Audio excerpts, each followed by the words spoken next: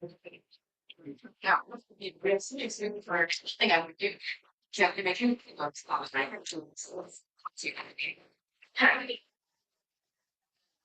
never work.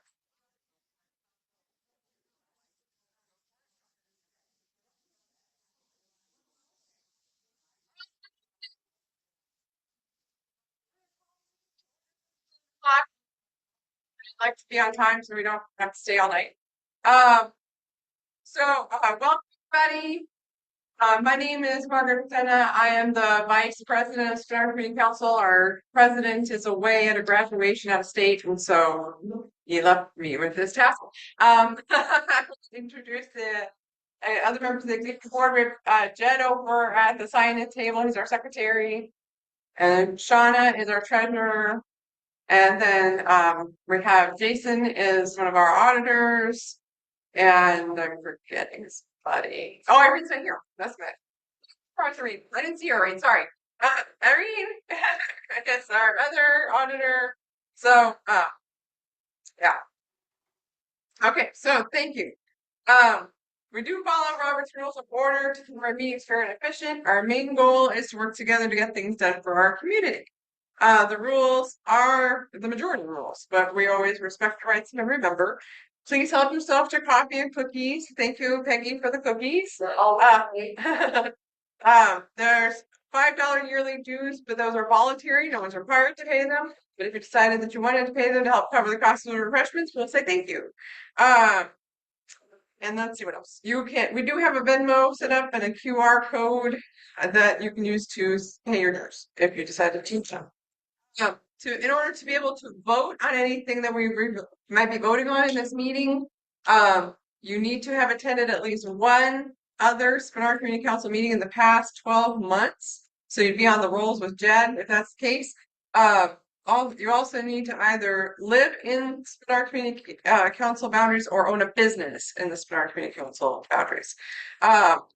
Please make sure to check with Jed if you're not sure about whether or not you qualify for voting. Some other quick updates. We want to make sure that you stay informed. The best way to keep up with what's going on is to Google Spenard Community Council, and then our website will pop up and it tells you all kinds of fantastic information. Let's see. We have Alaska Leaf, marijuana business is marijuana, maybe it's marijuana, I don't know. Businesses transfer their license to Red Run Anchorage Holdings, and so the new license holder has been invited to attend the meeting. The retail marijuana store, AM Frontier, which is at 3902 Spenard Road, is transferring their license to Shoreline Cannabis, and we've invited their proprietor to join us. Bylaws committee, Jason has volunteered to lead the committee to rewrite our bylaws. If you would like to help Jason with rewriting the bylaws, please reach out to him. And it will have its first meeting in September. Is when the first meeting of that bylaws committee will be. So if you have an interest in helping him with it, just let him know. And you guys will convene in September. We do have a package store license, and for a Brown Jug on Minnesota, we have a restaurant eating place club license for the American Legion Post 1. There's Spenard Second Saturday coming up, and then okay, I forgot to bring the door prizes with me, so we're not going to have door prizes today. Sorry, I forgot those in the house. Yeah, that's why this is not my job. Um, June's meeting, we will have the door prizes, and it's a chance to win a $20 gift card to Cool and Designs, and also you can get. I didn't bring my hoodie that has my Spenard Community Council patch on it, but there are Spenard Community Council patches that are available at Cool and Designs for $10. Half of the proceeds of those patches go to the Spenard Community Council. So go to Hula Designs, get a patch, get it put on your whatever, and and then help support Spenard Community Council. The Boys and Girls Club is planning to reopen the Woodland Park location, and there was someone who reached out who said they wanted to talk about that, but I don't know if they're here. Okay, maybe not. Maybe they'll come. And then it appears that Chugach Mountain Roasters and the Audi Club held an event on April 11th that was larger than expected and may have had some negative impact on our neighbors. So Chugach Mountain Roasters and the Audi Club have reached out to the council and apologized for any inconvenience that this event caused. They've pledged to work with the council and the municipality in the future to mitigate any risks. We are looking for volunteers. Jed is heading up a committee to find out what we can do with our windfall money from the Windermere Homeowners Association. We only have one meeting left before the summer break because we take off July and August. And so we need to finalize our plans for our summer picnic. And at the summer picnic, we will be announcing the relaunch of the Doodah Days Parade for the summer of 2027. That's a lot of stuff. Okay, so we're gonna begin the meeting. First, we need to approve the agenda and the minutes from our February meeting. Do I have anyone who would like to make a motion to approve the agenda and the minutes? Okay, thank you. Thank you, Irene. Thank you, Peggy. And approve the minutes also? Yeah? Same. Same? Okay. Jason. Oh, sure, yeah, okay. Sections. Decision item. Second. Students. Okay. That's not usually. Work again.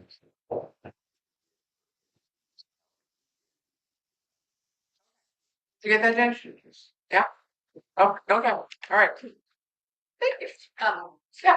I have an amendment to the agenda, a slight one. Okay. It's the SIP survey one. This is a very fine.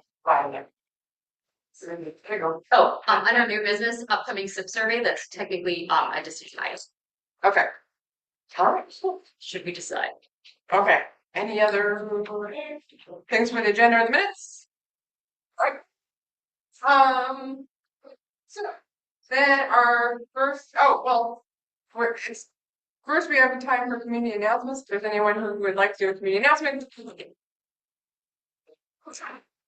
Hi everybody. My name is Lucy Barenko. I'm a landscape architect with Zoom, and I am here to give an announcement to your community council meetings on for like county here.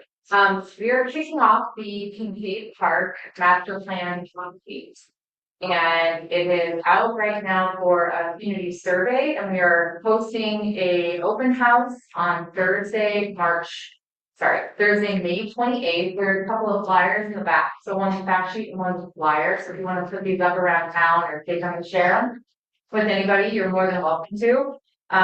Open houses is really just kick off the project, do some visioning, really just learn from the community what we would like Kincaid Park to be for the next 20 years. The last master plan was completed in 2006. So they typically update them for 20 years. 20 years there. So it's a 2-year project. There's going to be 3 main phases of the project. The first phase is really just learning from the public what they would like to see in the park master plan. And then we'll come back to the public and present the concept.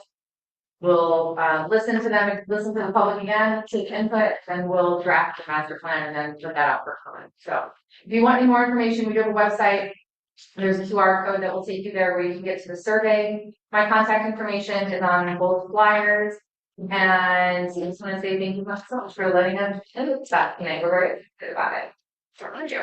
Any other community announcements? Right, Shauna? Yeah. Hi, my name's Shauna. I organize with Spenard again, so like Spenard turn again. They will clean up. This is the 5th year I've done it. Excited. Every year it's gotten bigger. And so we basically supply dumpsters, and this is for like trash you're finding on the side of the road. Please don't bring in trees that fell down this winter or your leaves or anything like that. But we'd love to clean up the neighborhood. So our office is at the corner of Lois and Benson. Most of you probably go by it several times a day. So we'll be gathering. We've got bags, gloves. There's a QR code on here. I would love some feedback on where we can go clean up. It's grown every year, and last year people were like, where do I go? And I'm like, oh God, I don't have a location for you. So I really, really love to hear about all the locations you guys are seeing. Put the intersection information in there, or an address, or whatever, but this is where it is, so I can report. It's tons of garbage. It's super cool. So love to see you guys. Looking if there's any questions. I'm really easy to find. And we're doing this. Stuff passes around either way. You're going to run out of that quickly. Shauna, this is happening, right? I'm sorry. It's this Saturday, the 9th, Saturday. Yep. All right. What time was it? The morning? So 10 to 4 generally. I'll be there for everything else. I did try to sign up for that, but it won't let you submit a time without uploading like a picture of the area. Is it possible to like With a picture of your flooring would be upload? I was like gonna do like I want to understand. what I think. Thank you. Any other announcements? I got one. Oh, yeah. So Fireweed Lane Rehabilitation Project, they're gonna do another open house on June 2nd, 2026, from 5 to 7 p.m. at the Nave. You can find more information on their website, which is fireweedlane.com. Yeah. All right. Yes. So I just wanted to mention that the Parks and Rec Commission is having a meeting. Let's see, 1 week from tomorrow, May 14th on Thursday, and it's from 6 to 8 p.m. It's here in this very room. I went last month for the very first time, and it was super informative. And I'm not sure if the agenda is correct online. If it is, they might be talking about the recreational trail plan. And anybody, if you didn't, if you weren't able to submit comments online or anything like that, you can have a chance to testify in their meetings for any action item that they're talking about. And you get up to like 3 minutes. For that. All right. Great. Okay. Moving on. If there's no other announcements, we have Lieutenant Dukes here with us from the English Police Department, who is here to give us an update. The floor is yours. I have fun having this tonight. We are a little busy here tonight in the community, so I did some updates, take some questions, but I've got those calculators. By the way, I love I would love to get some. I have a lot of sites if you guys want to show to the city. Yeah, the fire. Yep, I'll get one. So kind of talking about that. So let's talk a little bit about cleanup. There's the snow thaws. There's a lot of trash in the city. There's a lot of trash kind of everywhere right now in the city. I don't think I've seen that map. So we have a map that you can go on to report trash and you can report camps. It's just on the mini website. Drop a pin on it, kind of give us where it is, kind of conditions, what you see. You can take a picture and upload it, put it in there. You don't have to put a picture in there, but you can. Right now, there's a ton of them right now that we're trying to catch up to. We did expand our Healthy Spaces team. So Healthy Spaces is the team that cleans our public spaces, right? They're the ones that go out there, they clean the trails, they clean up abandoned camps, all that stuff is done by Healthy Spaces. It was a little bit of a smaller group last year. The mayor has doubled the size of that group. They're still hiring, so we hope to get them completely hired out. But the volume that they can respond to, I think they have about 20 people on the team. So if you think there's 20 people trying to clean all of Anchorage, it's a pretty daunting task.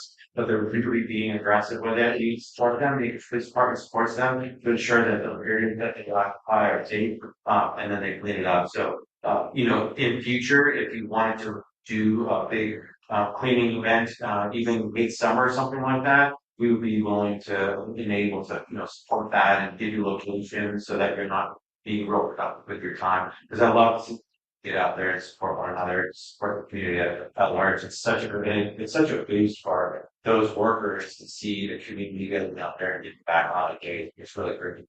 So we are doing a lot of good things in the Anchorage Police Department. We're working pretty hard to keep everybody nice and safe. We're working Title 8 enforcement in the downtown corridor. I did get a question sent to me by the president of the community council, and one of those questions was, will there ever be, and this isn't against, I guess all of you, some of you that said these questions, one of the questions is, will there ever be a Spenard foot patrol? I'd love to have a Spenard foot patrol. I think it'd be a great thing, right? I'd love to have a foot patrol all over the city if I could. So as staffing increases, we have about 40 vacancies right now for our sworn officer, but we were building those numbers back up. We're a lot further than we were just a year ago at this time when we were down about 68 to 70 officers, so we're about that in half. But as we build those numbers up, some of these things like doing downtown foot patrols as a detail and not an overtime detail is going to be actually something that we're going to try to do more of. So we kind of play with things like going into Mount View, coming into Spenard and the Fairview area, some of our areas, and even other areas of the city, some of our parks. In the summertime, our bike patrol, our SROs are out on the parks. They're riding their bicycles and they're doing their patrols out in the greater kind of park area. We try to keep them real fluid across the city so that the parks are and the trail systems are real safe. We're working on an effort right now to kind of clean the Campbell Creek corridor. That's going to become a high priority for us as some new events are coming out. The cold was kind of, we really kind of held on for a little bit of cloud, but we're moving in the right direction.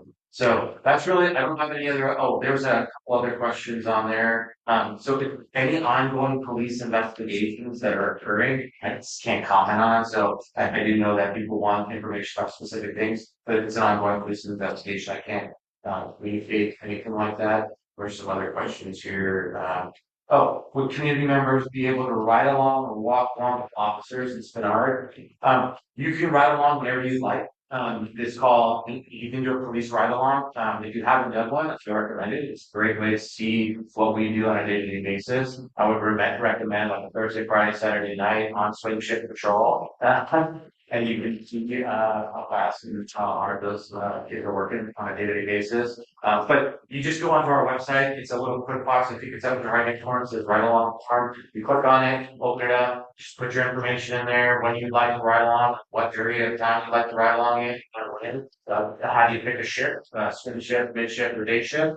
And then it goes in, it's a quick background check to do it, and then once it's done, we'll call you and have you come on ride along with us. And it's a great thing. You can do 5 hours, 10 hours, however you want to do it. Kind of see what the police do. We're going to have body armor on you, and you're going to be with the cops. So if you want to do it, we recommend it. Yes. Can you make it a date and two people can go together? Or one person? Sure. Yeah. So you could do. You don't want. We can't let 2 people in a car together because there's only one extra seat in a patrol vehicle, and we don't want to in the back. And so what you can do is you can do a ride. Request to do a ride along the same day in the same area on the same ship. So we can wave at each other. You can wave at each other. Well, you probably see each other on calls. I assume your date is okay. Fine. Yes, I mean, and the other thing you can do is we do have the Citizens Academy. If you haven't looked into that, Citizens Academy is a great way to understand what Cambridge Police Department does. It takes you through everything from you get the actual process and evidence. Like it's a really cool. It's at night. It's a really cool program that we have. It gets filled up really fast. I think they do 25 or 30 seats. I think in the first 4 or 5 days, it's filled almost every single time. You get briefings from the chief, from a bunch of my teams, from SWAT, from investigation. You get to do some of that work. You get to run a little radar. It's a really cool experience. It's free, and any community member can sign up for it. I think it's about a week, and it's an evening class for about 2 or 3 hours. So you don't see that as well. Learn more about it. So we're doing a lot of things to ensure that our community remains safe in the summertime, and we're really looking forward to getting. We are in Spenard. We do know the Spenard tunnel is a problem. I know it's a problem. Right, the teams are out there just about every day, clean it up. It's a unique, we have a couple of tunnels within the community. So we have a Spenard tunnel, we have a tunnel off of Boniface, and then we have one off the dock. And they do create an environment where people like to come and hang out and sleep in those tunnels. So we're constantly providing outreach to those folks, trying to get them to go inside. And sometimes they take it, sometimes they don't, but if they're moving along, then we'll want to make sure that they get someplace safe and not just have nowhere to go. But a lot of times folks are not accepting those services and they're going out and doing their own thing. And we can't stop them from doing that. Don't offer them the ability to go inside. Yes, ma'am. I appreciate the commitment to helping things here in Alaska for acreage. Can you give us an update? I think I was here a couple months ago, and have we hired more traffic enforcement team members? I mean, it still sounds like we're focusing keeping us in camps and helping deal with that. But as you know, traffic enforcement and is another important aspect of our safe streets, especially for this community, which has a very high population of people who use our sidewalks. Yeah, it's a great question. So our traffic unit is not growing, but what we do is we augment that with, we have federal grant money that comes into the city that comes to our units and then we run traffic details. So if I'm driving around and you see unmarked cars or marked cars and running radars, in specific areas. If you're driving out of here, going downtown, they're going right on the lagoon, so it's a free one for you all. You'll run a radar, and so they're doing that work in a way that kind of is a force multiplier. So we can't expand right now, but we're able to allow with that federal money that comes in, we can then run these overtime details and officers can sign up to them. And then what we do is we do enforcement in specific areas that have basically high collisions, fatalities, speeding, red light violations. We run all that data, and then those officers will go in those specific areas and run different types of details. So That all over the entire city. It's ma'am. Hi, thanks for coming tonight. I'm wondering if you have an update on the once it had, the old golden auto. Yeah, it's a great question. So we're moving that needle pretty good. All right, I know it's taking a little bit of time. So we've done a lot of work on these, and the goal is to ensure that properties that are abandoned or left for sale, that aren't properly boarded up or taken care of, or if they're in foreclosure by a mortgage company. A lot of times with mortgage companies and some of those owners, especially in regards to that property, that's actually out of this country. And so a lot of these property owners don't live in our communities. And so what we're doing is we're going in and we're saying, okay, like enough, right? Like if you can't maintain your property in a safe manner for the community, we're going to start applying some pressure to code abatement, along with the police department to ensure that that property is well maintained. So basically that it's not people aren't breaking into it and using it as kind of a squatting house.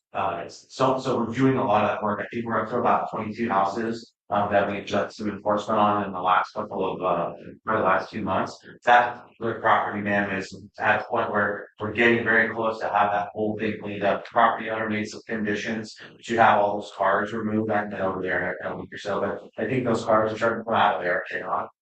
And if they have, they're moving and getting those cars out of there, and then they're going to come all that in. So that the all it's supposed to all come down and turn into a vacant lot. Okay. Mr. Cruz, I know we don't have 3 on case, but right now what you have on shelters decompressed. You had 450 people in shelters, now it's down to 300. Those people are outside.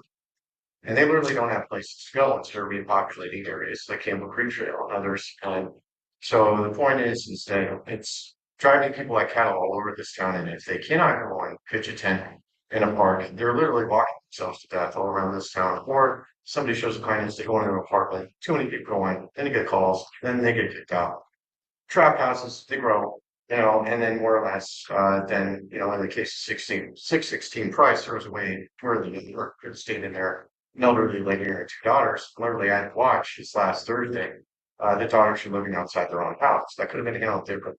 And I'll try to discuss that with you after. But the point I'm getting at is the alternative is abandoned buildings. People end up going in that either people set fires or they get charged for burglary and dwelling. And if you kick people out that were previously in places like this that had keys and mailboxes, then they end up going to abandoned building and then they become criminal too. And so I don't know if we can see eye to eye on something, but people need places to go.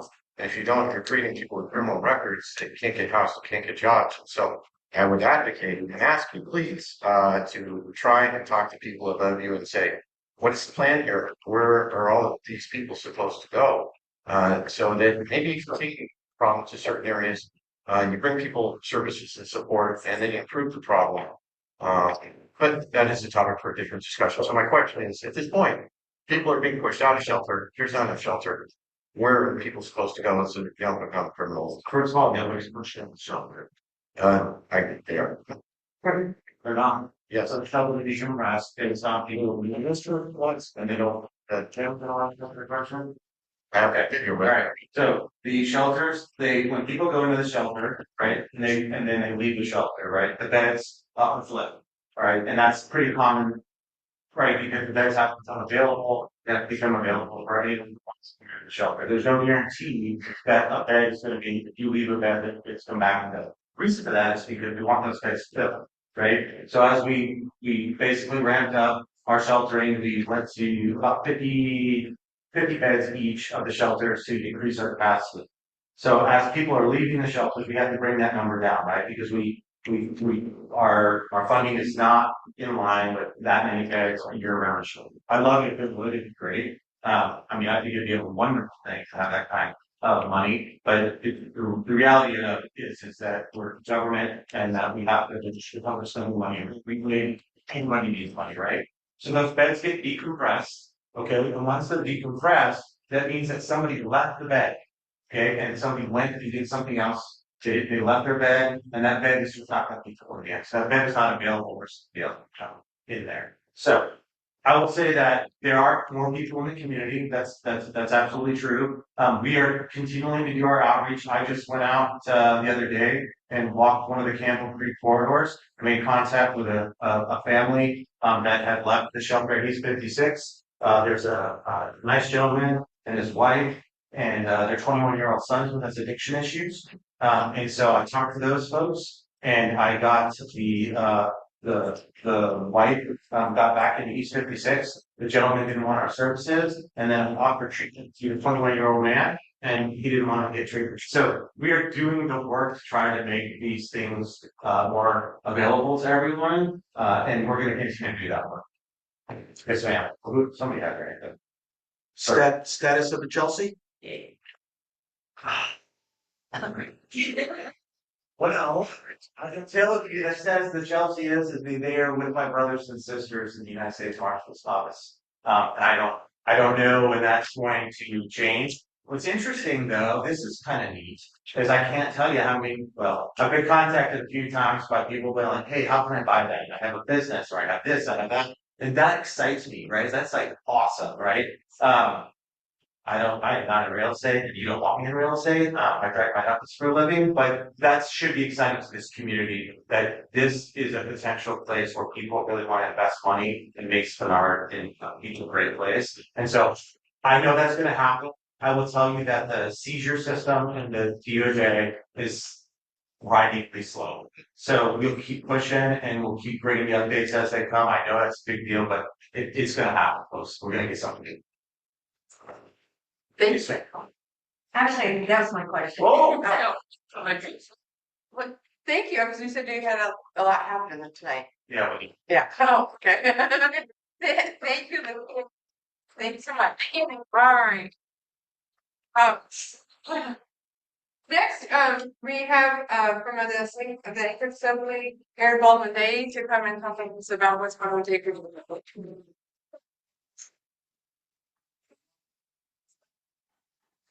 Should I stand here? Should I go there? It doesn't matter. The camera will follow you. Just remember to talk to the owl, It's not not a screen. Yeah. Speak to the owl. Great. Well, thank you all for having me. This is my quarterly visit with you all, which I always appreciate getting to hang out with you. I'm Erin Baldwin Day. I'm now 1 year in, and I hope that next time I get to come, Janice Park, the new member from Midtown, also gets to come with me. A few things to be aware of. I hope you raise your hand if you already know the hotlines to call for potholes. Oh, there's only 2. Great. So there's a hotline for potholes, and from Monday through Friday, street maintenance is doing a pretty dang good job of getting to potholes within 24 hours of you reporting them. So the hotline is 343-MEND, MEND. Okay, so 343-MEND gets you to the pothole hotline. We know it is spring. That means everything's melting. That means we see garbage that we didn't see before. In addition to it being citywide cleanup, you can also report garbage. Like if there's garbage in a pile that you see someplace in your neighborhood, 343-GARB, G-A-R-B, the beginning of garbage, is the garbage hotline, and you can report garbage that way. Our Healthy Spaces team is getting staffed up right now. That is nested underneath the Parks and Rec department. Some of the folks are new and they're getting trained up through this week and the beginning of next. And then we will have twice as many Healthy Spaces employees this summer as we did last summer, which is fantastic news for all of us. If you see a pothole on a DOT road, that would be Minnesota, Tudor, major arterials, those kinds of things. Those potholes, unfortunately, I do not have a hotline for you. I only have an email address, which I will leave somewhere. You can copy it down. And I cannot guarantee the responsiveness to that email inbox, unfortunately. Speaking of transit and transportation, the Transit on the Move survey, which People Mover is doing, has all got the Transit on the Move invitation. Okay, that survey is still live. Shameless plug, if you haven't done it, please do that because it will guide decision making on transit projects in Anchorage for about the next 5 years. So this is your opportunity. What else do you need to know? Our first quarter budget revisions got wrapped up at our last assembly meeting. We had a marathon, 3 meetings in 3 weeks. I never want to do that again. The mill rate has been set, and our tax rate this year is actually going to be lower than the tax rate last year by about 0.16 mils. Budget remains flat.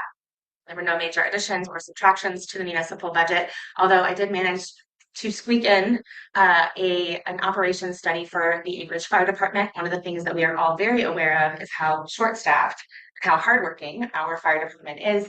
And this operations analysis that we are going to begin, hopefully in the next couple of weeks, is going to give us a much better idea of what kinds of fire facilities we actually are going to need going forward and what the best model is for staffing our fire department. Because what we are doing right now is very literally burning out our firefighters, and the plan is absolutely intended.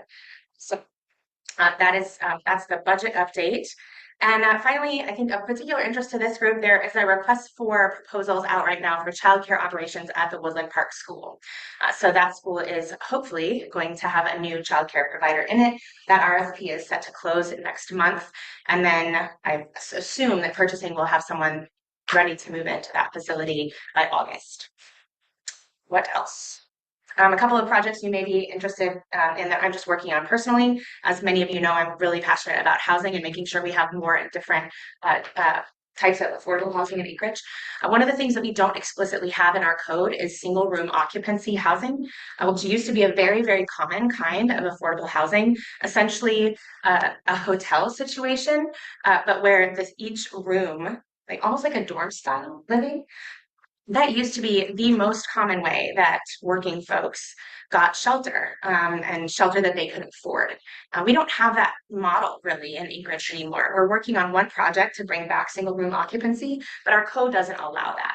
And in my estimation, that would be a fantastic intermediate step for folks who are coming out of shelter or treatment or transitional living or our carceral system who need a safe, stable place to land, but cannot afford what the rent is right now in Anchorage for even a studio apartment. And on that note, I'll be hosting a summer series that basically public conversations around housing supply and affordability.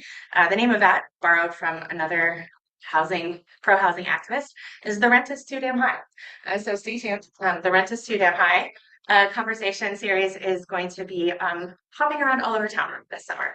So I would love for you to join me if you're interested in learning more about what kinds of challenges we face in terms of housing supply in Anchorage, how we got here, what tools are available to us to actually make housing more affordable, more attainable for more people, and what steps we can actually take as a community. There are some things that are squarely within our control, and there are a lot of things that aren't, but the things we can control are things we got to work on together. So that's what that series will be about. I'm happy to take questions. Yes. I have a question.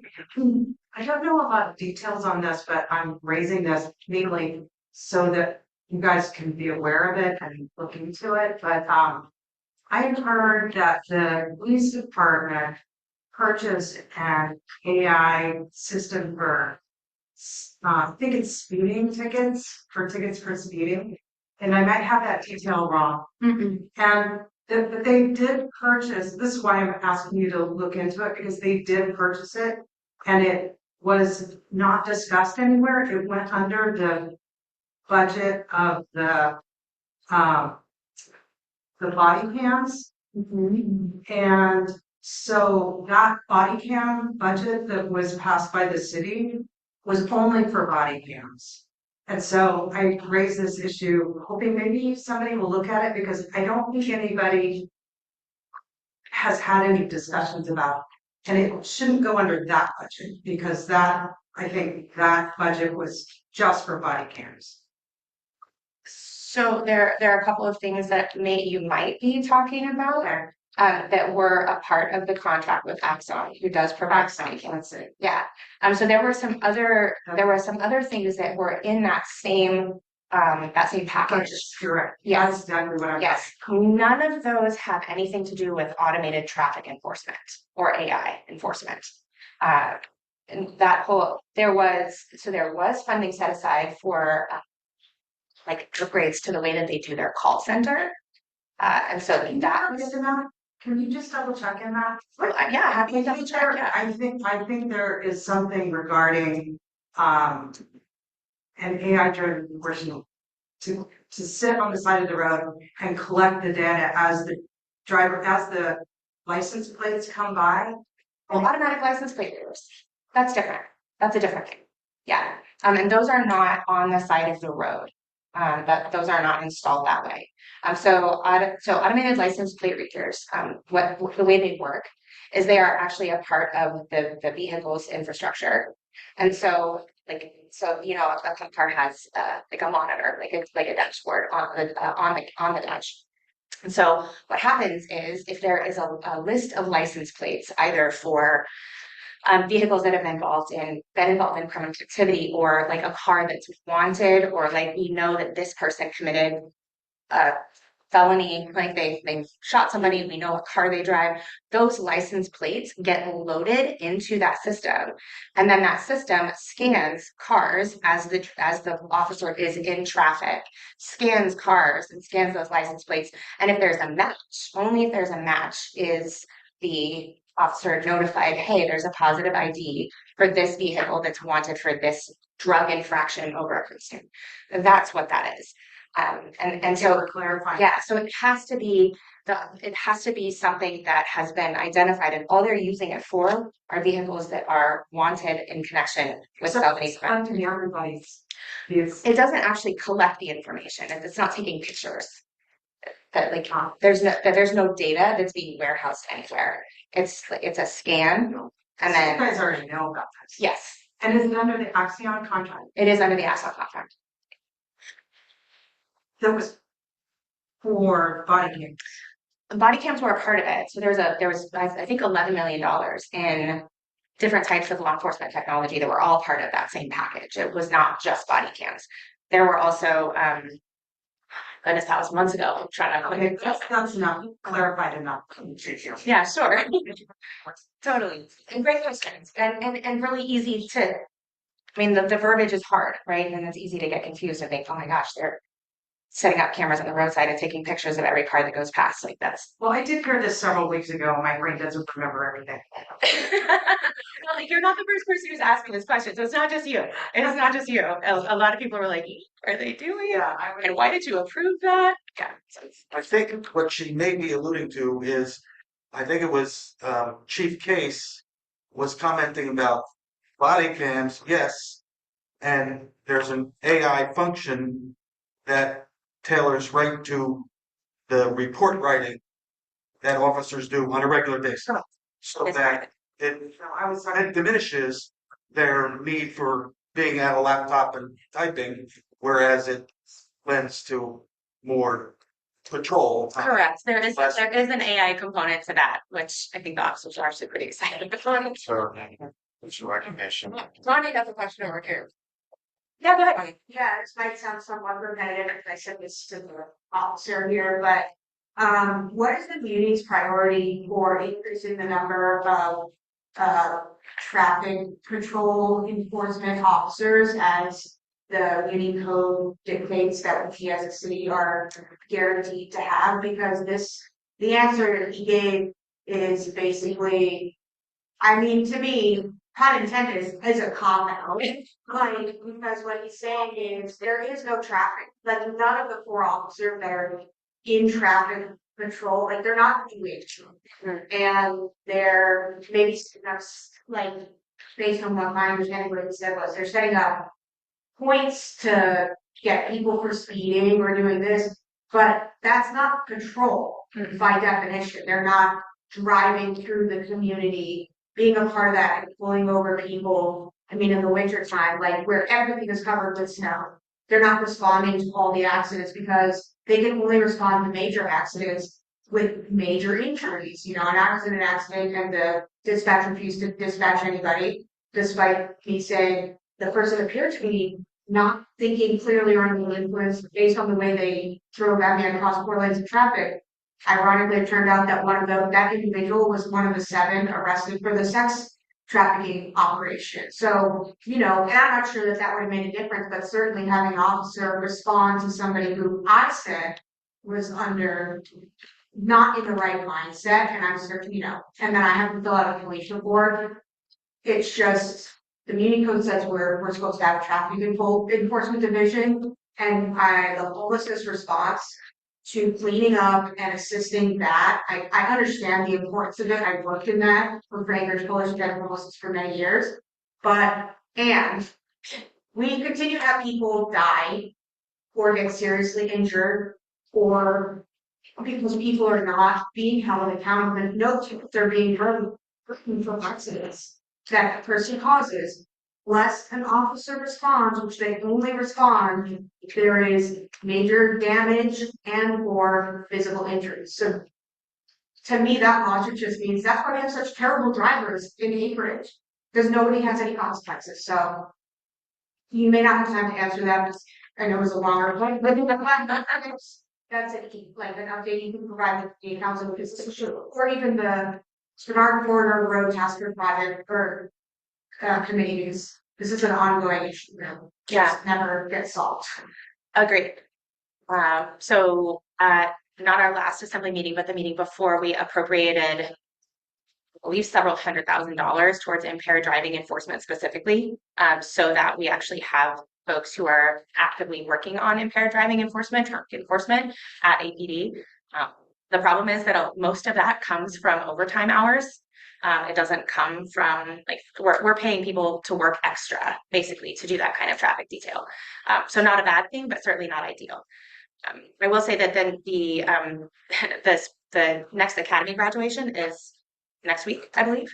And then there's another police academy following on after that. So we will have 24 and then hopefully another 24 or 25 new officers coming into rotation at APD. They will be probationary, but I'm hopeful that as we have new officers coming into the force and we have full academies again, we will see folks that are actually doing more proactive traffic enforcement. But I mean, what you've raised is a totally legitimate question.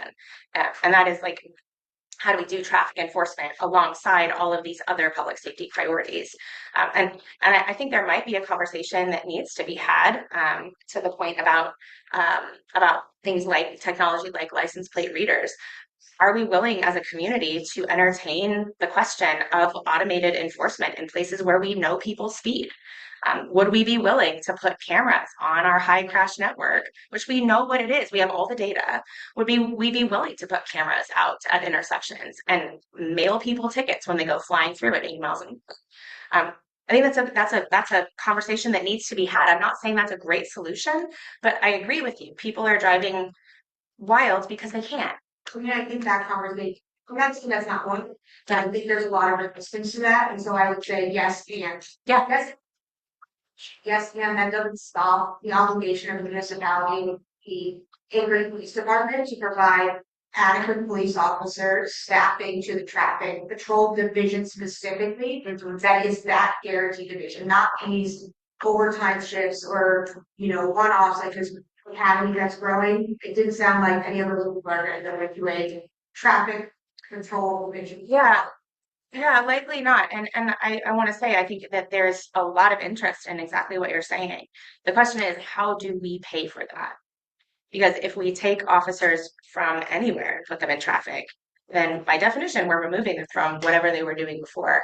And I hear a lot as an assembly person about how disgruntled people are with police response time overall, whether it's an accident or a burglary or like people who are like threatening folks in public spaces. I hear a lot from constituents about how slow the police response time is. And to be fair, our police force is inadequate for the size of the city we have, for the geographic spread of Anchorage. We are understaffed. And I mean, that is both a personnel reality, but it's also a budgetary reality.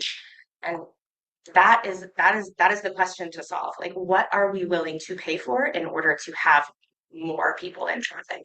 It will require more funding because we don't have the funds to move around.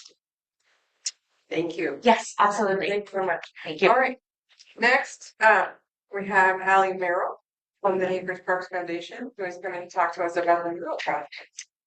Might move over here so I can see the screen and as well. Yeah. During the transition, I was just gonna say, a lot of these questions that were just brought up to both, Lieutenant Boots and the civil member of all today, are in the public safety realm. Support the Public Safety Advisory Board initiative that's happening right now at the Assembly contacting members is a way for the community to have more voice and say in these. Sorry. Hi, everyone. I'm Allie Merrill with the Park Foundation. I'm a community engagement manager there. And today I'm here to talk about a mural project at Kiwanis Fish Creek Park that will be happening this summer.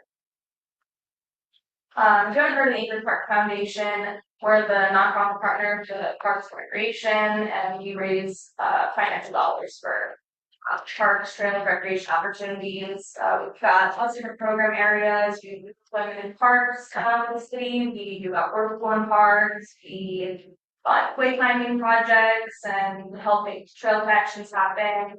And some art in our parks. So the Kiwanis Fish Creek Park Mural Project was made possible through the Beyond the Beach grant program with the municipality of Anchorage and the Anchorage Community Development Review, also doing one at Official Park and Airport Heights. And this winter we did some movie nights in Cuddy Park with the bookmobile. It's pretty fun. And over the last month or so, we've been collecting artist applications and got 23 total applications, which we were super excited about. And we narrowed down to 3 finalists. So today I want to share those 3 finalists with everyone here and get some feedback, sharing with the Attorney and Community Council, and then we're going to do an afternoon out at the park and get some community too. So for the 3 finalists, I included some information about the connection to the park and then also what the artists are. So our first one is Holly Warren, and she actually, many of you probably know about the Stories of Fish Creek project that NeighborWorks did a few years back, and she was one of the artists that got selected to have a placemaking sign along Fish Creek. So she is an Anubiac artist with 25 years of experience doing community-centered work in Anchorage, and she bridges traditional knowledge, contemporary expression, foster healing, identity, cultural. And then her approach to the mural would be to draw inspiration from the surrounding land, so the waterway, the wildlife, the seasonal rhythm, the divine life in this region. And she would really want community engagement to be a big part of this project. So having those opportunities for some local input and growth. Okay. The next artist is Theodore or Ted Kincaid and his project manager Lincoln Garrick. And Ted, Fish Creek was his neighborhood park for both him and his son when he lived off Turnagain. And he's done some art in the parks with us before. He was our selected artist when we had Kincaid Park as our park of the year a few years back.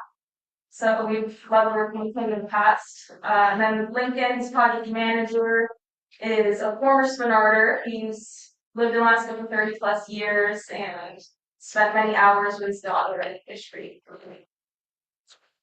These two, they submitted a whole PowerPoint to me. It was really fun to read through. And so this was one of the slides he's moved toward for the mural. So they believe that Spenard's steeped in history, attitude, multiculturalism, so they bring that into design.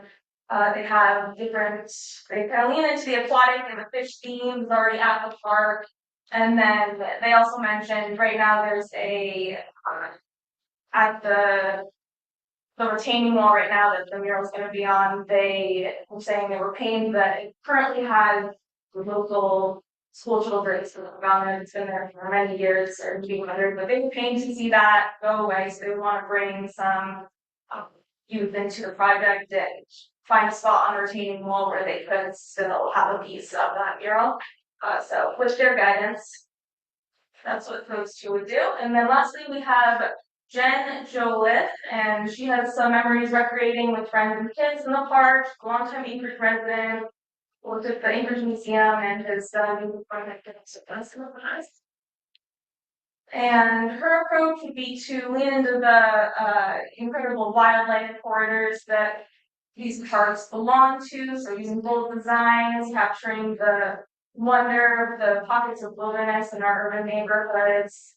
Her thoughts for this specific park was to potentially incorporate ferns or to have some sort of like underground tunnel with different wildlife.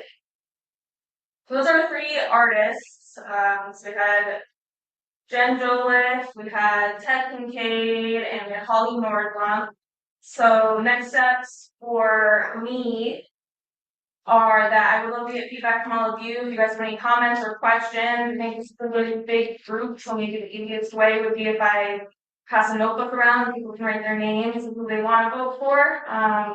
But if you don't know who you want to vote for yet, that's okay. I'm gonna try to share the slideshow, and you can email me. It's allocation.org, and I'll be accepting votes until May 15th, and then with all of the community's feedbacks, we'll make a final decision shortly after that, and then it'll be completed over the summer.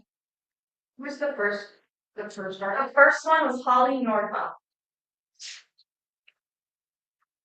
Any comments or questions? I know, They're all good. She is an exceptional person.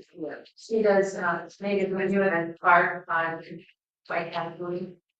She's done a lot of things. She really is a very culturally sensitive. Her father was a dog musher. She's from Kotzebue. It's just amazing and wonderful to see somebody from her roots who come ahead of you for such a big project. And really happy and totally support her. Yeah. My approach is Holly. I think it's really important for us to engage with the last native individuals, and especially when they're contributing something that's about the land that we currently occupy. I think that's important. I liked her art, and then I was a little confused by the second guy who had koi fish and I think maybe gold and other things that are fish that do not exist in fishery. Right. So I felt like there was a little bit of kind of the special. Well, you can see from over there, but it said it wasn't his art, but kind of representative of the style that he would do. I don't know if you could see that. It was just smaller font. And Ted is really low looking for something. He's a great artist. It's fantastic. So they all are. Oh yeah. Sure. It should be the views on the website, like the one with the. It's not currently with a footage yet. I could definitely get it on. It's really weird. Yeah.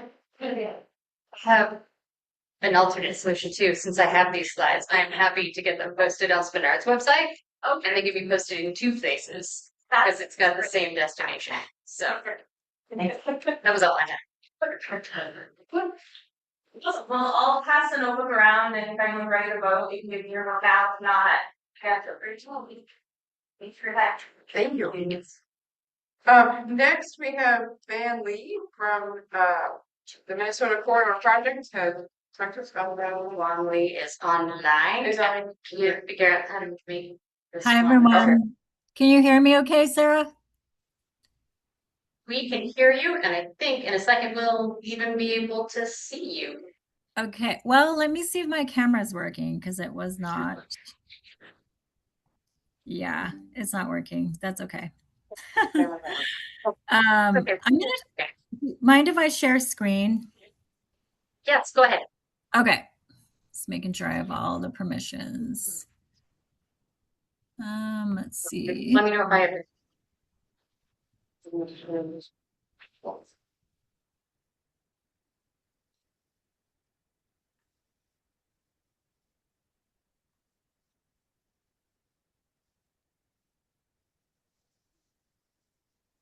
Yeah, it's not letting me.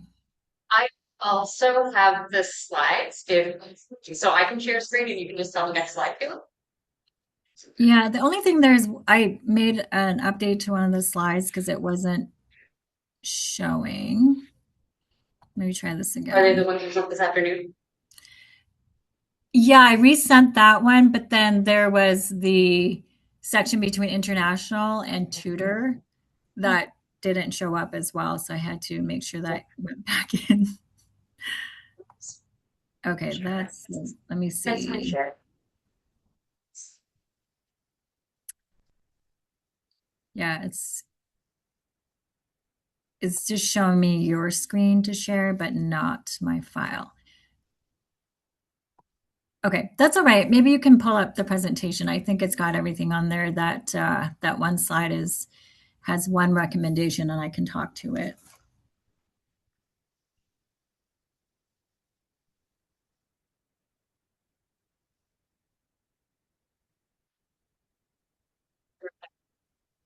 Great. Seeing. Yep, I see it. Thank you. Okay. All right, thanks everyone. My name is Juan Lee with R&M Consultants. I'm the consultant project manager for this project, the Minnesota Drive and INL Streets Corridor Plan. We have a draft plan out, and it's been out for a month, and we're doing the community council roadshows and giving everyone an overview that wasn't able to attend our public meeting on the draft plan on April 14th. I'm actually in another state right now at a training conference, but this is as an important project, so I'm glad to be here. We've got James Starzyk on the line as well. He's with the Department of Transportation. He's our project manager on the DOT side. This project is being sponsored and also funded by AMATS. The plan is a recommendation from the AMATS safety plan that was developed a couple years ago, and it called for this corridor between 3rd Avenue and International Airport Road to be looked at in more depth through a corridor planning effort. And a corridor plan it's a new type of planning, not new, but it's DOT's first corridor plan in the state of Alaska. And what it does. Sorry to interrupt you, but can you speak a little louder, please? Yeah. Is this better? Yes. Yeah. Okay, great. Next slide, please.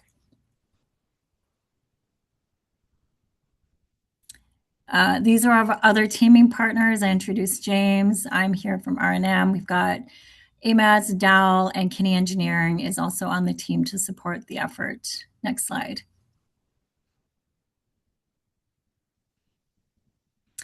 The purpose, and I was trying to explain this earlier, but it's a corridor plan. It's integrating land use, context, and different mobility choices into the corridor. So we're looking at all modes. We're looking at the right-of-way. We're looking at the adjacent land uses. And we've broken up the corridor into different contexts: mixed use, commercial, housing, parks, access, schools, downtown context, all the different elements that neighborhoods need, and how a corridor can affect those or impact those or provide the access. And this plan is going to guide to future development. It's going to help manage the corridor in the future, as well as help the Department of Transportation and AMATS program funding for improvements. Next slide, please. Okay, we can probably skip that. It goes with the purpose and need. I want to get to the recommendations for everyone that hasn't been too involved with the project. So throughout the project, we planned for a process that included an advisory group. Sarah is part of the advisory group. Lindsay from Spenard is part of the advisory group. We've got Turnigan, North Star Community Council, South Edition representatives, Midtown businesses, the Chamber of Commerce, downtown businesses, all involved in the advisory group. We've had mobility tours. We've had a trolley tour. We've had workshops. We've had walk audits, bike audits, Spenard Spenard Farmers Market, pop-ups. So lots of engagement to find out what are the issues, and then how do our recommendations reflect the issues that we heard, and how do we solve those through our draft plan. Next slide, please. Okay, this one's hard to see, but it's on the website. So this is an overview of where the project starts. In downtown, it's 3rd Avenue. And then on the south side of the corridor, it is International Airport Road. This shows all the recommendations, and it also lists the other projects that are happening concurrently that are helping to implement some of the recommendations that I'm going to talk about here for especially the Spenard area, the Midtown area. We've got DOT's got a design project that is concurrent and is waiting for the recommendations from this plan before the design gets going on INL Street. And then there's a couple other projects in the Midtown area, including the Northern Lights Boulevard sidewalk repairs and the West 32nd Avenue upgrades. So there's a lot of projects concurrently that are all in sync with what our draft plan recommendations are. Next slide, please. Okay, so, I'm going to start with the one recommendation we have that isn't showing on here because I couldn't share my presentation, but between International Airport Road and Tudor, we are recommending a alternative pathway on Cambridge Road because International Airport Road has a pathway, but there isn't anything connecting International Airport Road to Tudor for non-motorized users. So that is a big recommendation there. That part of the corridor we are not making recommendations on. It is the kind of the transition zone when you're coming off of Minnesota from the south. It is a divided highway.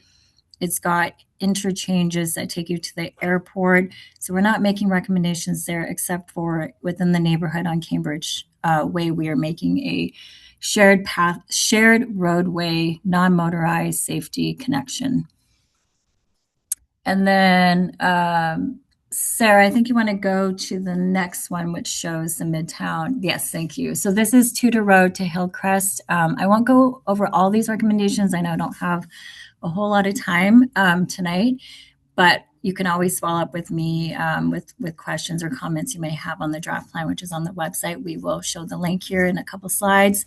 But we heard a lot of pedestrian safety issues within this corridor between Tudor and Hillcrest Drive. So there's a lot, the majority of our recommendations here include pedestrian safety, access, wider sidewalks, lane reductions on Minnesota in this section here, reducing one lane in each direction. We are looking at mid-block crossings at 33rd and Jefferson. We're looking at a new thing called a leading pedestrian interval at Spenard Road. For anyone who's not familiar with that, it is to allow pedestrians to cross first before cars may turn. And so it gives the pedestrian more time to cross the intersections. The lane reduction recommendation will also make the intersections less wide and provide ample time for pedestrians, bicyclists, non-motorized users to cross. Next slide. Yes, so this is the Hillcrest Drive to 15th Avenue. This is the Westchester Lagoon section. We are recommending lane reductions as well as more non-motorized pathways. So right now there is a non-motorized pathway on the one side of Minnesota Drive through the lagoon. We are recommending a parallel one on the, I want to say, east side of Minnesota Drive through the lagoon so that you do not have to wayfind yourself to the existing Chester Creek Trail, which is labeled on here as well. We are recommending a reconfiguration for the Spenard ramp to I Street. But what that looks like will be considered during the design process, which would be the next steps. These are planning level recommendations, so they help to find what is in the scope of the projects, but this plan does not take it to the next level, which is engineering design. That would be the next step, funding and engineering design to make these improvements. Next slide, please. And then the next two slides are about the streets in the downtown section, I Street, 15th Avenue to 3rd Avenue. We have a couple of examples of photos here. We are recommending a couple of pedestrian activated signals that will help indicate when pedestrians need to cross. So instead of doing signals at every single intersection here in downtown, we are recommending an RRFB, which is a rectangular rapid flashing beacon, which allows pedestrians to push a button and be able to cross when they need to, as well as a hybrid beacon. A PHB is the acronym there, and that's another type of pedestrian activated signal to allow safe crossing at these intersections. We are also recommending lane reallocation or lane reduction along this corridor, as well as on L Street. Next slide, please. And this is L Street, so going south, and this is 15th Avenue to 3rd Avenue as well. Same recommendations, very similar to I Street. We are recommending several intersection improvements, mid-block crossings, as well as the pedestrian activated crossings, and then lane reduction as well. Next slide. Okay, so next steps, we have our draft plan out, like I mentioned, that's been out since April 14th. There's a link here. We can put that in the chat if that's helpful to everyone. We would like your comments by May 29th. If you weren't able to make it to our public workshop that we had at the Loose Lake Library on April 14th, we are providing a 45-day public comment. And then after that, our team will convene and review all the comments and edits and update the plan. And then our final due date is the end of June for the final plan that will go through the Department of Transportation approvals. Questions? Okay, Juan, we have a resolution for this tonight, but we're also super short on time. What happens if we turn in that resolution on, say, June 6th? That's a good question for James. We'll need your comments. Oh, is that your next meeting, Sarah? Is June 6th? This meeting is whatever that Wednesday is. So Okay. I think it's like the 3rd of June. So if we turn it in, say, the 4th. Yeah. 3rd. Okay. Yeah, I think we can make that work. That would be the next week after the May 29th deadline, because you need to have your board approve the resolution. Yes, and I don't know that we can do that in, say, the next 2 minutes unless, I mean, any objections? No, that's not how it works. That would be great. So we can just do next. Yeah, I'd love to ask a question if I could. I didn't, it's a little hard to read from this, but then, was speed reduction one of the recommendations between Tudor and Hillcrest? So the plan does not make actual speed reduction recommendations. We do say that an engineering project, because you have to have the data, you have to do a speed study, and our plan was not scoped. We didn't have the schedule as well to do a speed study. So we are recommending that speeds are looked at throughout the corridor for the next phase of the project, which is an engineering design project. But speeding was one of the comments that we heard throughout. So it is definitely a recommendation. The plan just cannot say it should be 25 or 35 or 45, et cetera. That has to be done through a more rigorous engineering study, speed study, and other data that needs to be collected.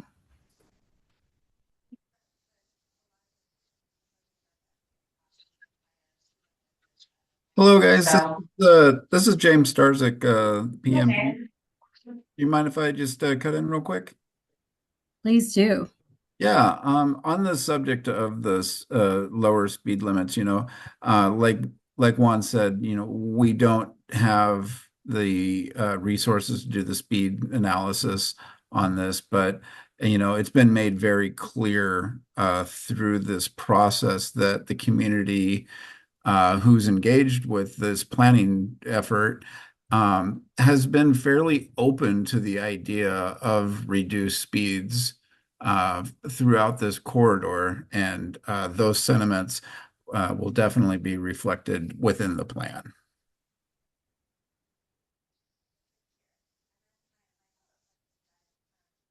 The The discussion of lane reallocations is an interesting one, given the fact that DOT's essentially paused every project that includes a lane reallocation for the foreseeable future.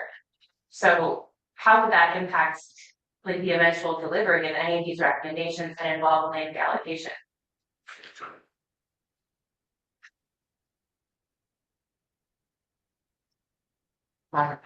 Well, I guess I can take a shot at that as well. Sorry, hey James, I could step in on that one. This is Ryan Harris, the Department of Ryan. Transportation. Hey, so I'm actually here for the AMATCH Chugach Way rehabilitation presentation coming up here in a second, but I'm also the interim project manager for the INL Street rehabilitation or lane reallocation project that we're now calling it. And so we are sort of just waiting for the corridor plan to finalize before we move forward with our design on the lane reallocation project.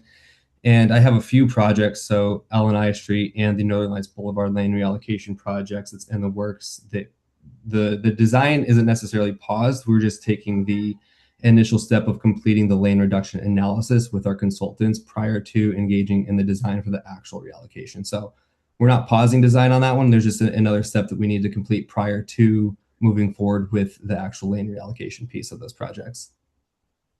There's another that project that had 90% design on Northern Lights that's not moving forward this year. It's shovel ready because of DOT's lane reallocation policy.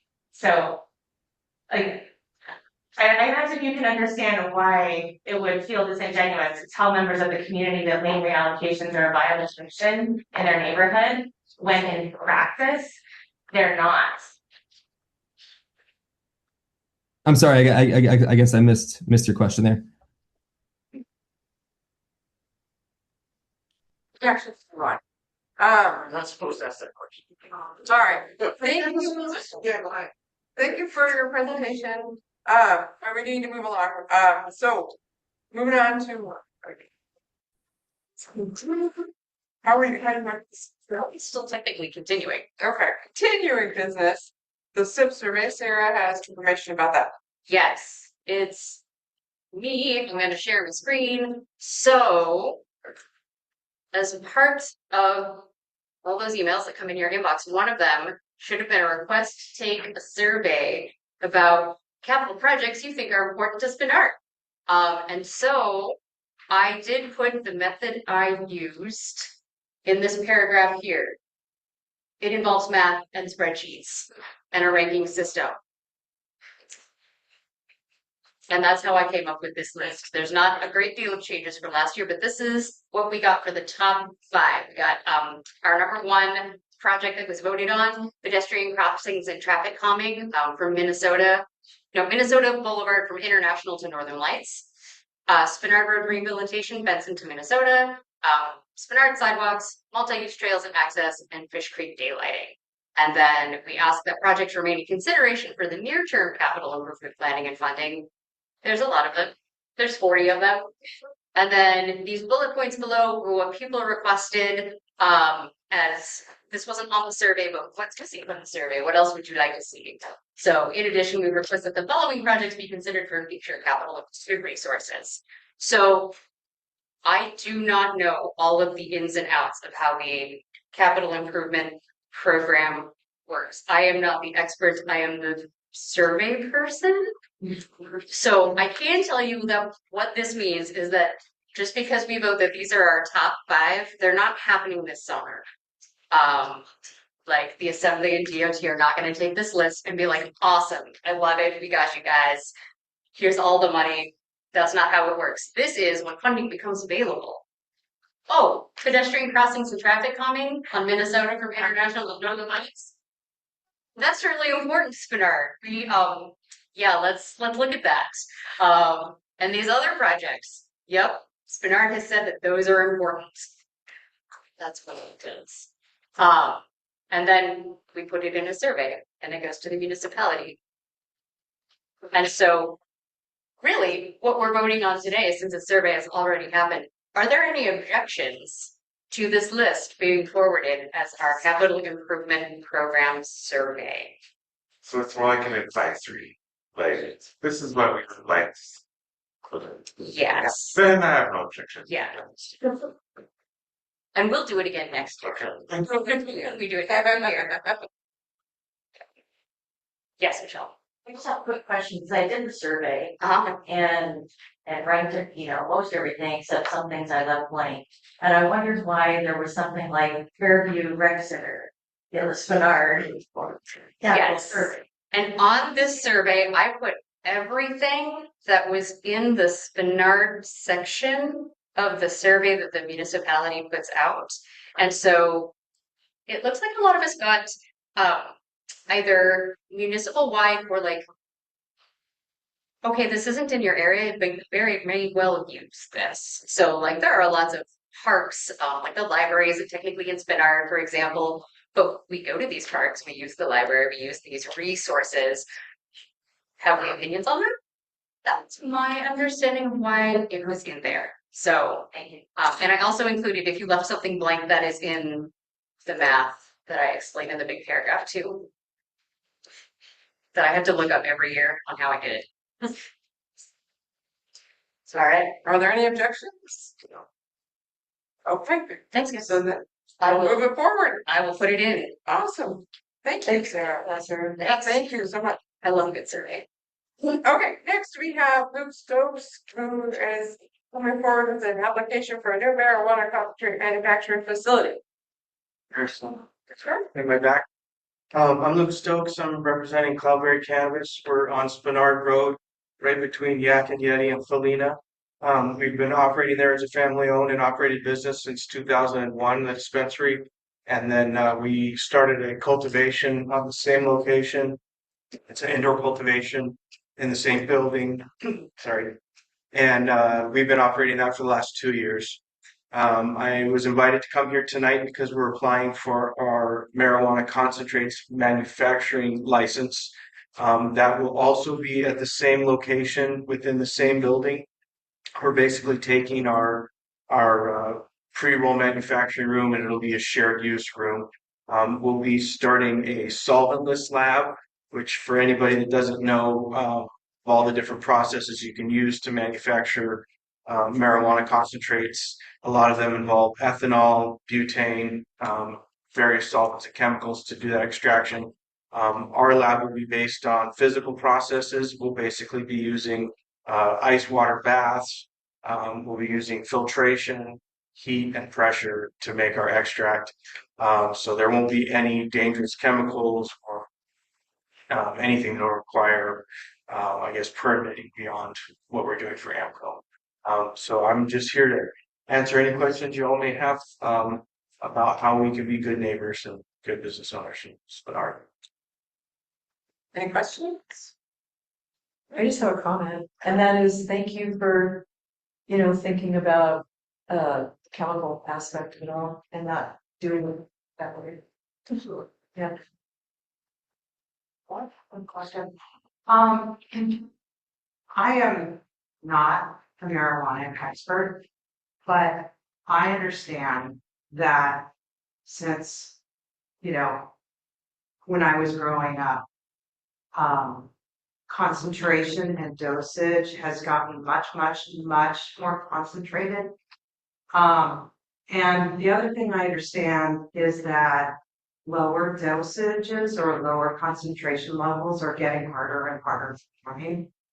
So I would like to ask you if you would make some of those lower dosages available in your dispensary, because I understand it's quite hard to find them. It is, it's true. A lot of those are called landrace species or strains of marijuana. It's definitely something we're interested in pursuing more. As we grow, we're a very small operation right now.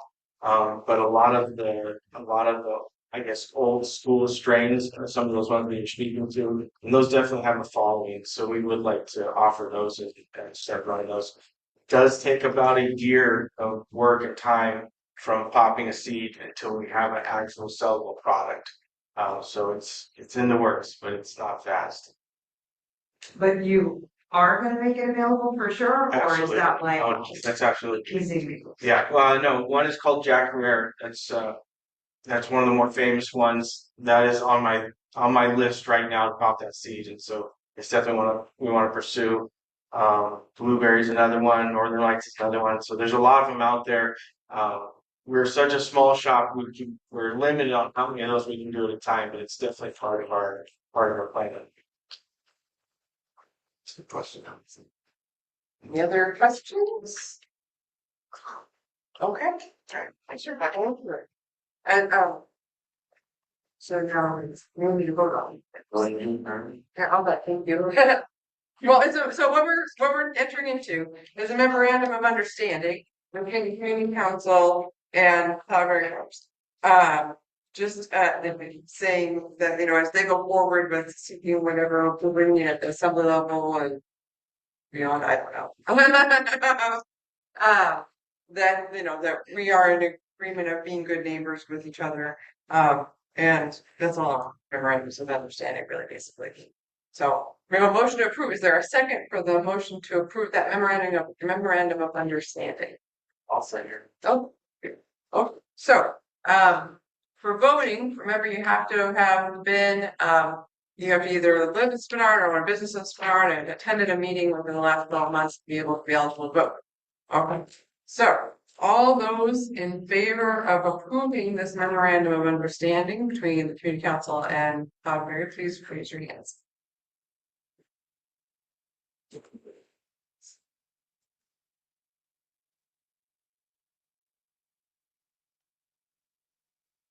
Thank you.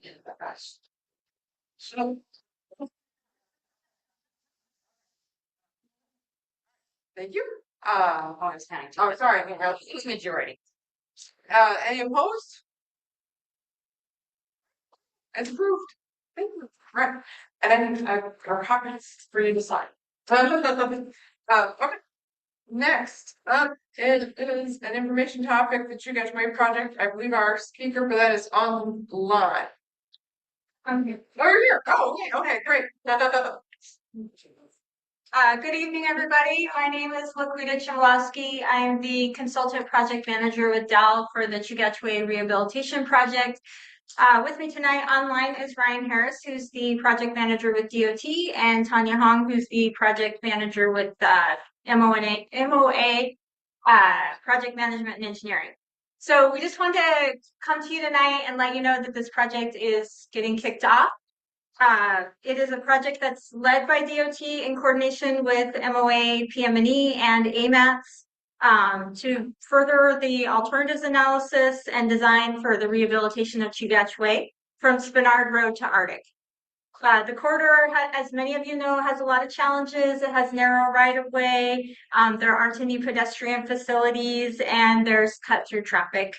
Our planned improvements will include multimodal facilities and other upgrades to improve safety, connectivity, and infrastructure while balancing the limited right-of-way that we have. So the right-of-way is anywhere from 30 to 45 feet along the corridor. And to give you some context, typically a local road in your neighborhood is going to have right-of-way that's more like 60 feet wide. So it's about half of what it should be or what we typically see.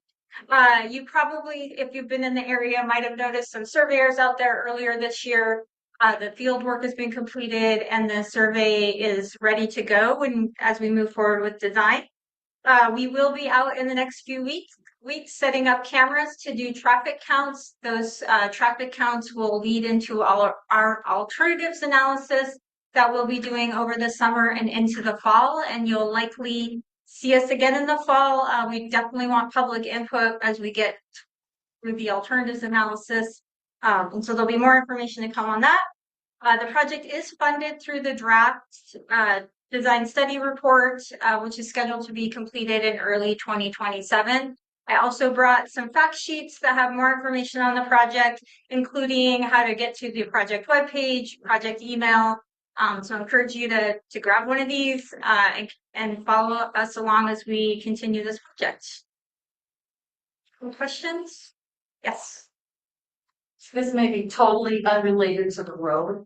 There is a facility on the corner of Chugach Way and the southwest corner into Lois. It's a green building. It's all boarded up. It is an eyesore and it is right next to the road. And I have thought, because I'd like to take that road home, because I live across there and I don't have to go all the way to Minnesota. But that building, is there any way that that building could be removed, raised, taken away? Because then you could actually have a lane that's like a right turn lane, and you could just have that completely where that piece of property is. I don't know if you've looked at that, but it's just such a sharp turn to get into like the Camaro apartments and some homes there in Julie lives back there. And that just would be lovely to get rid of it and then expand that road. And that would go with the Chugach Way that kind of curves like that anyway. Yeah, great. That's great information. Certainly haven't gotten that far along, and I'll let Ryan kind of speak to any right-of-way acquisition. Yeah, I pay some money. I would do a fundraiser to get rid of that building. Yeah, certainly. Good comment. And at this time, we're not planning on doing any major acquisitions outside of some potential construction permits and temporary construction easements that we may need for the construction. But at this time, we're working closely with the Muni on this and AMATS as well. We're not looking at securing any major parcel acquisitions on the project. But certainly, I mean, we're very early. The project is just getting its legs underneath it. And so there's definitely worthwhile conversation to have. And we can definitely bring anything to the various agencies that we're working with. Except the road. And then go back maybe in a year or two to take that away, just to smart to do it. Okay, thank you. I want to call it Sharon. I have questions. Actually, it's more of a comment. I want to make sure that I'm Karen, but we've spoken many times, and I want to make sure that that Fish Creek is considered in this project. Fish Creek goes underneath Chugach Way, and if the road is going to be improved, we really should have fish passage there, because the creek will eventually, of course, be daylit. And I actually have talked to Ryan about this a little bit too, that we are working on a feasibility study that I think it will dovetail nicely, because it includes a large parcel of land, potentially that's right where that culvert is, where Fish Creek is. So I just want to make sure that we've been arguing for Fish Creek to be included in this project for 7 years? So we want to make sure that it really is. Yeah. Thank you for the comment. Yeah, thank you. Any other questions? Yes. This whole thing with the Capitol Estates goes back 20 years at least. I mean, when my husband was chair. And I'm just wondering, it's such a big piece of property, really affects the road because there's a lot of tenants there in the Capitol Estates. And it's also just a big piece of property. And I'm wondering if there was a building, a concrete cinder block building on a corner of Arctic in Chugach that was for sale for a long time. I just walked by it. It's like 4 days ago. So I'm not sure if it's sold and being used. There were properties here, like she's saying, and it would be a shame for them to keep these really narrow parameters when there are people that it might be a little bit of a deal to try to work with these property owners. Like I've been by the owns the Capitol Estates nephew. JJ, yeah. JJ, like working with people like him that maybe he's open to some right-of-way attainment for community. Because like Irene is saying, I would hate to see them because I just walked down that road 20 twice within like the last 2 weeks, and both times it's just scary. I mean, as an adult, we have to stop walking because there is traffic going both ways, and literally, I had to scrunch up against the fence to make sure they could go by. And I'm thinking of all those children that are utilizing that road to get the bus. And so I'd like to see that we do this right, because anytime you do it, it's a 50-year project. You know, that's it. And I want to see it done right. And so I want the community and DOT to keep that aspect open about the possibility of attaining a little bit of right away on both sides. Thank you. Yeah, thank you. You know, can I just read is close enough? Just because the folks are online for Spenard, for Minnesota, this is something that we've talked about, is that, you know, one of the big problems with Chugach Way is that it's one of the only ingress and egress, or not the only, but I mean, just given that there's one way, you can only travel west if you're going on Tudor, you can only travel north if you're out to Minnesota. And so Chugach Way ends up being like ingress and egress for that neighborhood. And that's a problem that could be easily resolved in a way if the Minnesota project included, you know, some type of, you know, a way to get in and out of, you know, 40th Avenue would be a great spot to have some kind of, you know, ingress egress to that neighborhood, and then take the pressure off Chugach. So you know, just because Ryan was, you know, answering something about Minnesota, I thought it might be nice to kind of bring those two up together.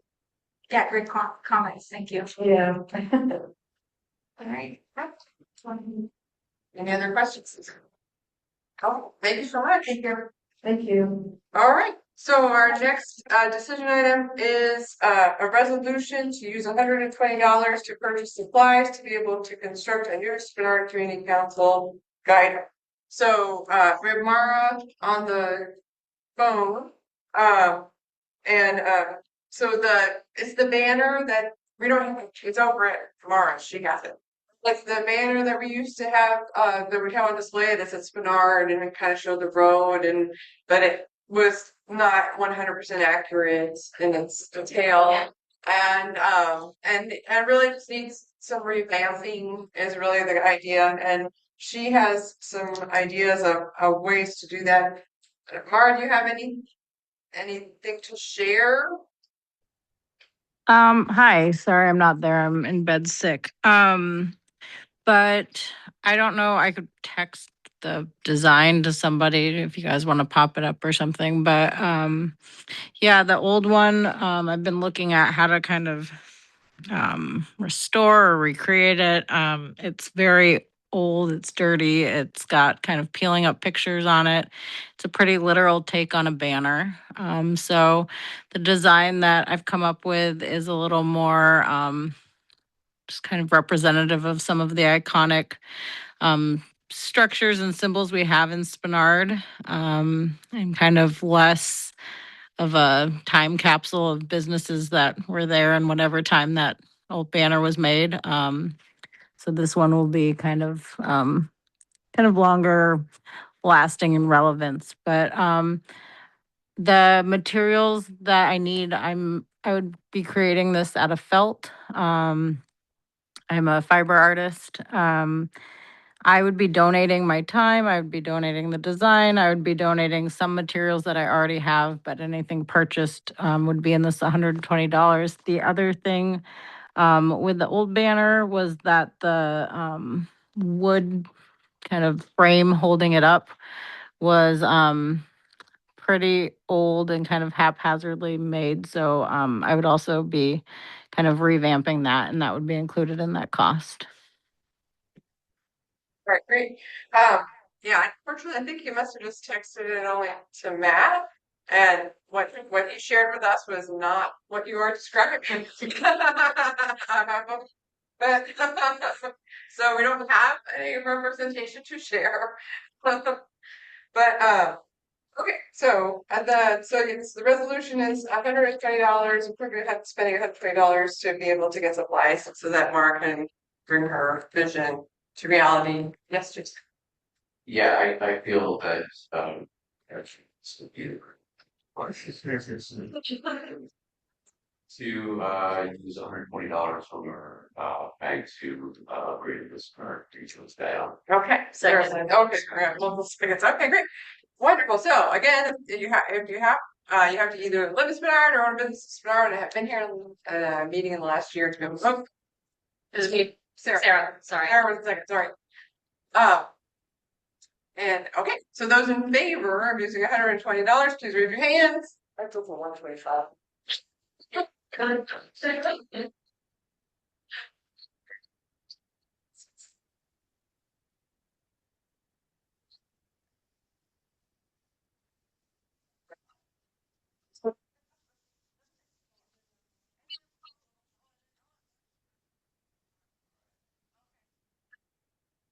Any opposed? Well, there we go. Okay. It passes. Yay! That's what we're gonna do. All right. And then our next item is an information topic. Is Sam Garcia here? Sam is here! Yay! Okay, Sam, where's yours? Let's go down right here. Yeah, no, you can stay over there. It's fine. This is Sam Garcia. I work in United Healthcare, the director of peer support and outreach. So I'm a chemical dependency counselor. I'm also a peer support specialist. I'm born and raised in Alaska. I actually used to live right over off of 40th, which is pretty much right behind where our outpatient boarding is being. So we're working over an outpatient substance use treatment program. It'll be open for everyone. I've helped got some more resources previously, particularly more we can expand services to veterans. This will be for civilians and then eventually for the veterans and active duty. So I don't know how many of you guys know this, but we have the most veterans per capita in the nation. So it's pretty important to me. Yeah, and born and raised in Alaska. I guess that I spent a lot of time in my earlier years. So it's pretty cool to get to kind of come full circle and take applied services in my own neighborhood. Yeah, so that's the goal is outpatient. We will have a detox and a residential going downtown, but that's downtown. Learn more about that. Yeah, so the Econo Inn, if you guys are familiar with that building, it's got a pretty big history and it's been around for a long time. So the goal is to turn that building that has a lot of its own trauma to a place of healing, kind of heal the building and heal the people. That building's ways off. That outpatient, we're working on staffing up right now, but gonna be operational in a couple months. I hope it will help me. Which building are you talking about? So if you're looking at Centerville, it's the business building that's almost in the parking lot there, right to the left of it.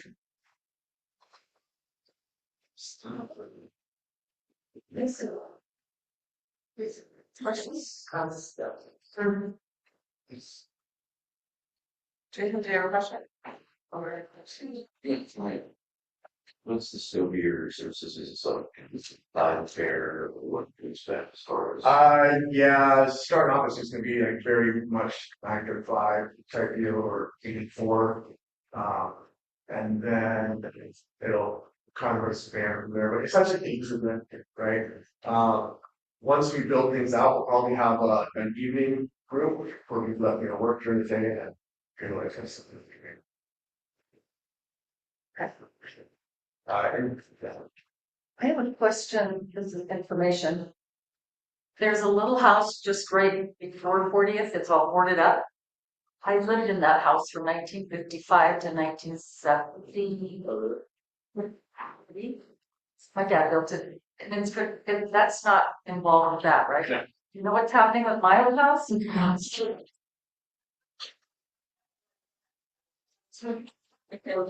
attached to it emotionally.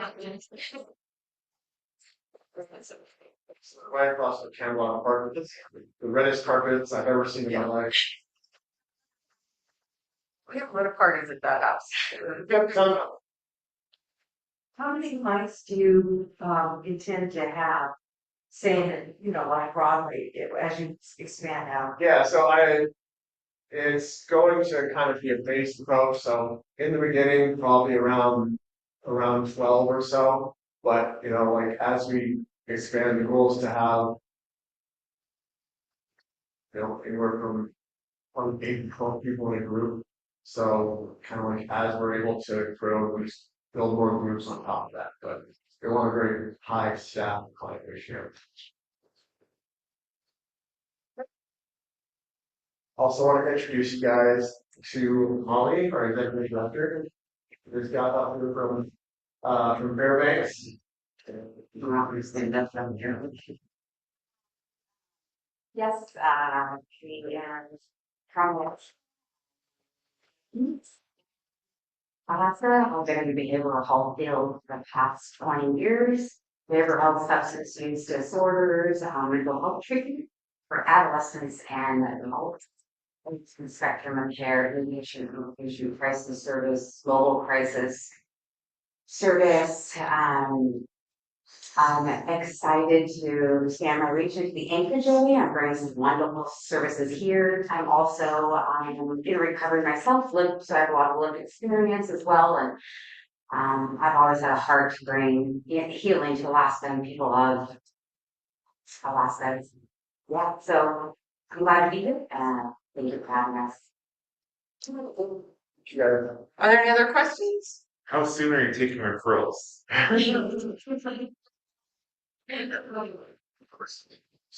County clinicians, live experience, we're very big on that. I got 10 years in recovery, long time. Most of our leadership team has all some time in recovery. So yeah, if you guys know anybody, send them our rallies. I don't think that's fine. Can you recommend that appear, put on your report model? Yeah, it'll be heavily peer support, sure. Can I just ask, is this your website, Amend Alaska? Yeah, so they just launched the website. Amend, they have some other mental health and substance use treatment programs in Lower 48. Some pretty high acuity places. I went and toured those before I really knew what was going to happen in Alaska. So, we got some nice programs. Thank you so much. Thank you. Okay. Is there anything else for the good of the order? Okay, then our next meeting is scheduled to be on Wednesday, June 3rd. Our half-hour non-cocktail hour starts at 6:30, and our meeting gavels in at 7 here at the Rec Center and also on Zoom. And I entertain a motion to adjourn. Move to adjourn. Thank you. Great, we are adjourned.